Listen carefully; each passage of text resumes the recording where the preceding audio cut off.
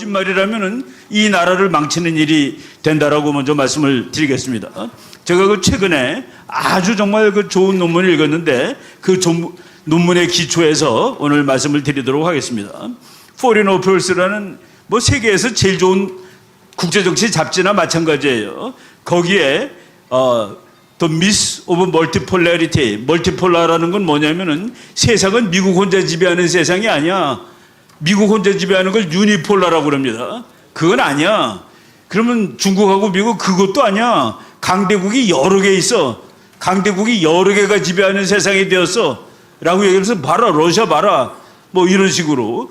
북한도 이제 약하지 않아. 뭐 이런 거짓말들이 많은데 그거를 한번 깨보겠습니다. 그 깨는 논문을 제가 최근에 읽었습니다. 다극체제라는 신화, 말도 안 되는 소리. 아주 미국의 대단한 학자들이 쓴 글인데 보겠습니다.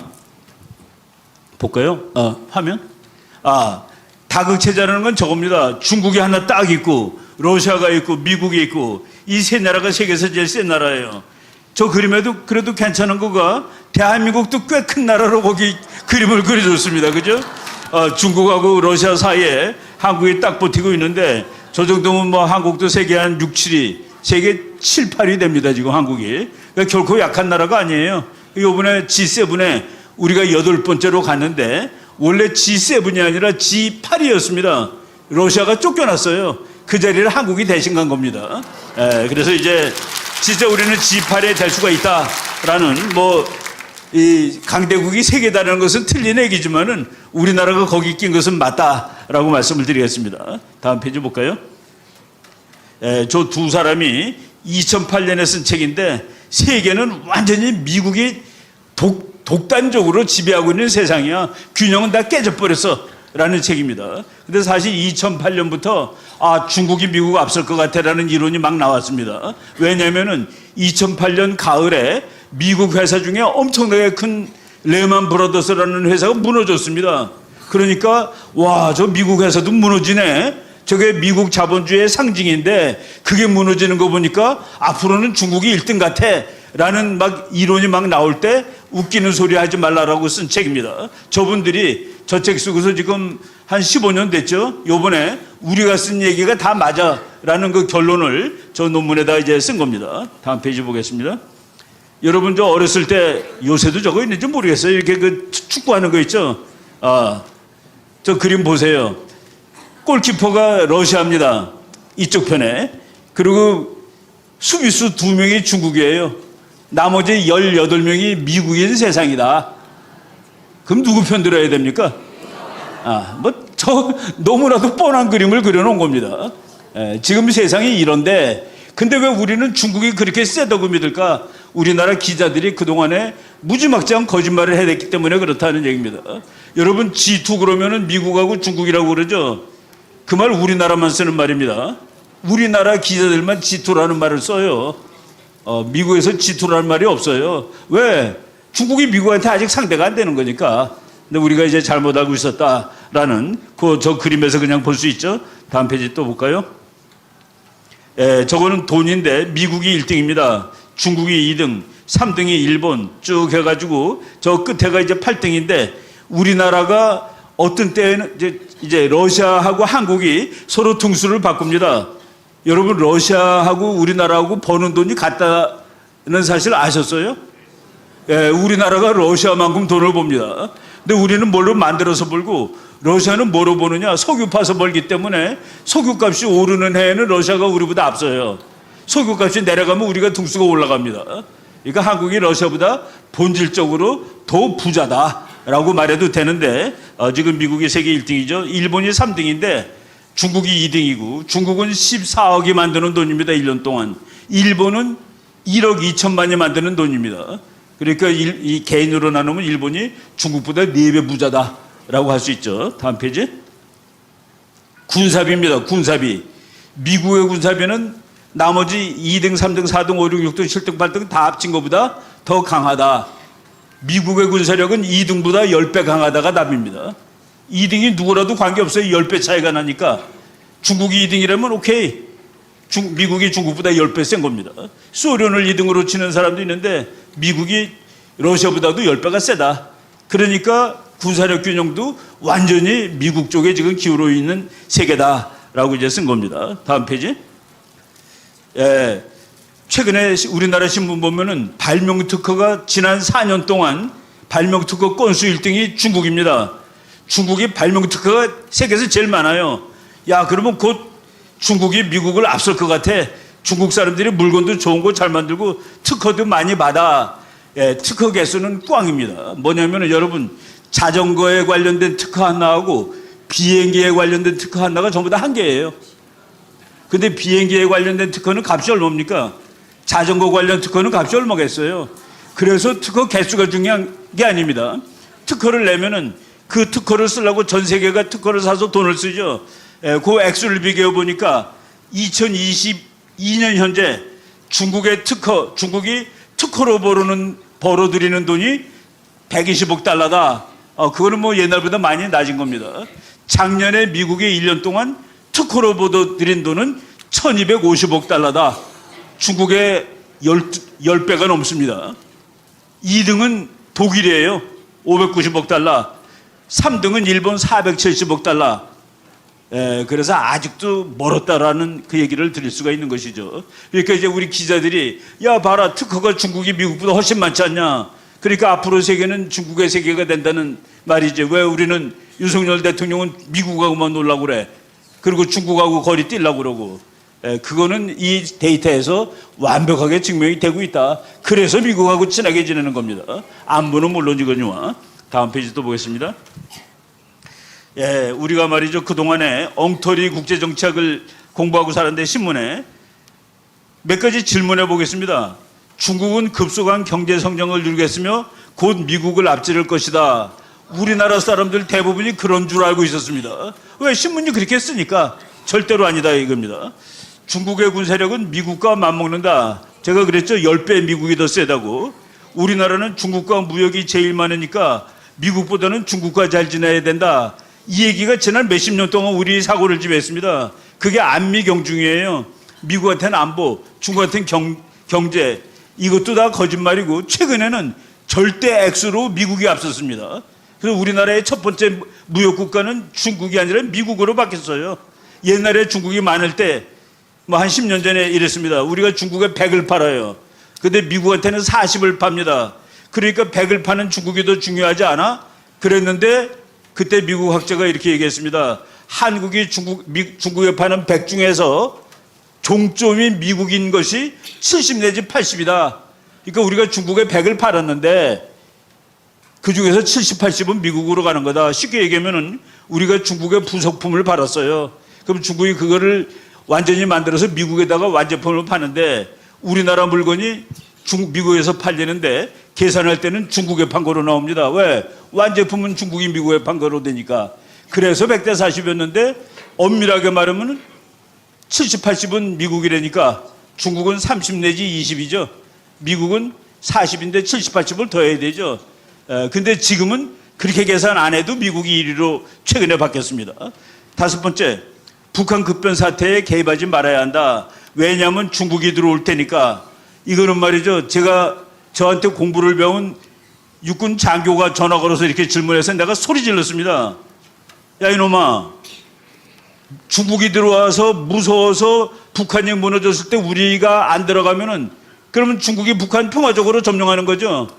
이게 말이 되는 얘기입니까? 우리가 북한을 가져야지. 북한이 망하면은 이런 그 패배주의가 있었다는 얘기입니다. 왜? 중국이 세다고들 다 가르쳐 줬으니까. 그 다음 페이지 또 볼게요. 거기 다시, 아니 그 앞에. 예, 중국은 차세대 세계 패권국이다. 아니라고 지금 다 나왔죠. 예, 그런데 저기에다 다 우리나라 정치가들이 다 그렇다. 중국이 다 1등 되면 중국하고 잘 지내야지. 그런 엉터리 외교 정책이 지난 10년 동안 있었다라고 말씀을 드리는 겁니다. 심지어는 박근혜 대통령 때 포함해서.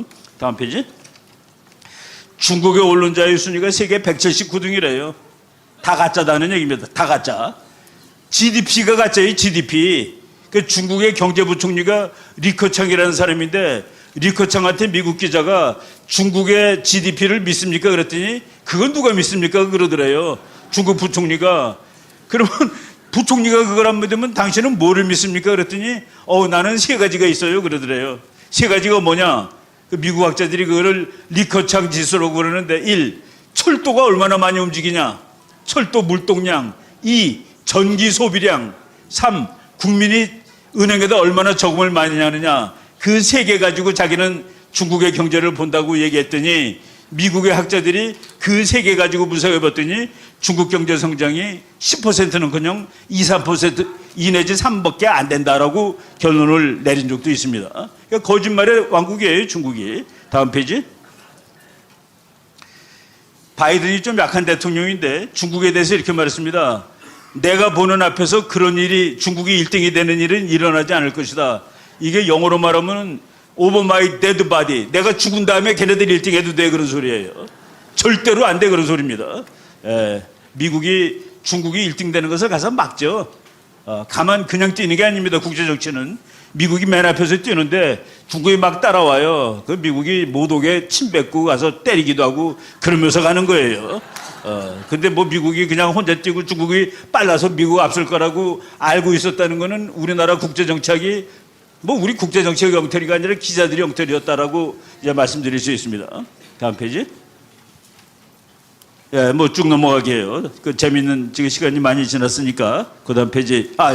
우리나라에서 중국에 관한 소설 써서 돈 많이 번 작가가 한 사람이 있어요. 그 사람이 정글 말리라는 책을 썼는데 그 책을 쓰기 위해서 중국 가서 1년 살았답니다. 그런데 중국이 곧 1등 된다고 쓴 거예요. 그래서 우리나라 사람들이 다 그 소설을 읽고 중국이 1등이라고. 근데 저 사람한테 왜 그래 엉터리를 썼냐 그러면은 저 사람 그럴 거예요. 무슨 소리 하냐? 나는 재미있는 거 쓴 거라고. 소설 쓴 거라고. 왜 소설 보고서 뭐 맞냐 틀리냐 하냐 그럴 거예요. 근데 우리 국민들이 소설 읽고 그게 맞는 줄 아니까 문제죠. 다음 페이지. 서울대학교 교수가 한 말입니다. G2라는 용어는 한국어에서는 잘 사용되지 않는 말이다. 유독 한국만 G2라고 부르며 중국을 마음속에서 미국 다음 가는 나라로 자리매김하고 있다. 이거는 좌파놈들, 종북주의자들, 친중주의자들이 만든 개념입니다. 그래서 중국이 곧 1등 되니까 우리는 중국하고 잘 지내야 되고 북한하고 잘 지내야 된다. 그동안 우리가 이제 속은 것이죠. 또 다음 페이지. 중국 학자가 2023이라는 책을 딱 10년 전에 썼어요. 금년이 2023년이죠. 10년 전에 쓰면서 2023년이 되면 미국과 중국이 동급의 나라가 된다. 라고 썼는데 내가 2013년에 지금 하는 강의랑 비슷하게 미국은 결코 1등 자리를 뺏기지 않는다 그랬더니 육군 중령 한 분이 저 책을 읽었다고 그러면서 교수님은 저것도 안 읽었냐고 그러더라고요. 그래서 내가 그때의 책은 읽지 말라고 그랬습니다. 저런 엉터리 책들이 우리를 이제 헷갈리게 만든 거죠. 다음 페이지. 중국의 항공모함 저거 고물 쇳덩어리예요. 그게 나오는 날 우리나라 조선일보에 찬란한 태양이 떠올랐다라고 나왔습니다. 그런데 기자, 너는 중국이 좋니? 중국이 저런 것 만나서 서해 바다를 자기 앞바다로 만드니까 기분이 좋니? 우리나라가 이런 수준의 기자들이 대한민국 최고의 그 다음 페이지. 저거 중국이 말이죠. 미사일을 만들었어요. 항공모함 쏘는.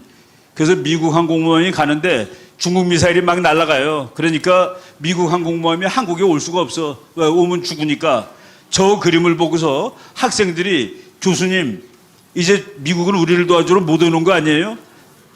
여기 틀린 그림 찾기 한번 해볼까요? 뭐가 그림이 틀렸습니까? 중국 미사일이 가는데 미국은 바보처럼 그냥 가고 있어. 미국에서 미사일들이 막 중국 미사일을 향해서 올라가야지, 그래야지 그림이 맞는 겁니다. 저런 식으로 엉터리가 이제 우리를 지배하고 있었습니다. 마지막 엉터리 한 개만 말씀드리고 이제 끝날 텐데, 요 며칠 전에 나온 거예요. 중국 항공모함이 저쪽 대만 앞바다에 가가지고 3일 동안에 비행기가 120대가 떴대. 그러니까 우리나라 사람들이 와, 중국 대단하다. 저 기사가 완성되려면은 미국 항공모함은 3일 동안에 비행기를 몇 대 띄울 수 있다가 같이 나와야 되는 것이죠. 미국은 3일 동안에 810번을 띄울 수가 있습니다. 그 비행기도 상대가 안 되고 120대 810 이런 거가 나오지 않으면 기사가 완성된 것이 아니에요. 중국 항공모함이 필리핀 앞바다에서 3일 동안에 120번 떴다 비행기가. 와, 그런데 미국 항공모함은 3일 동안에 810회 출격을 시킬 수 있다 그래야지 되는 것이죠. 그 다음 페이지.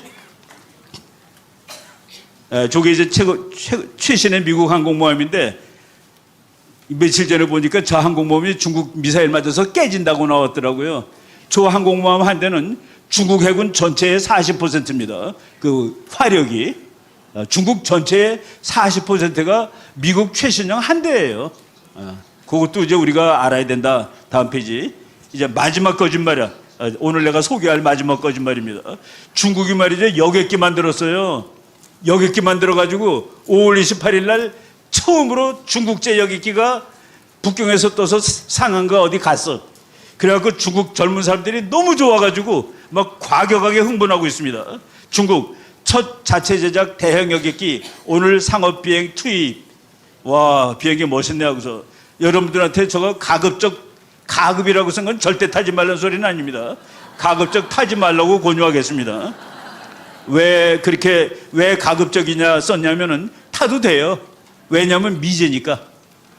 뭐라고? 중국이 만드는데 미제라고? 그림 보겠습니다.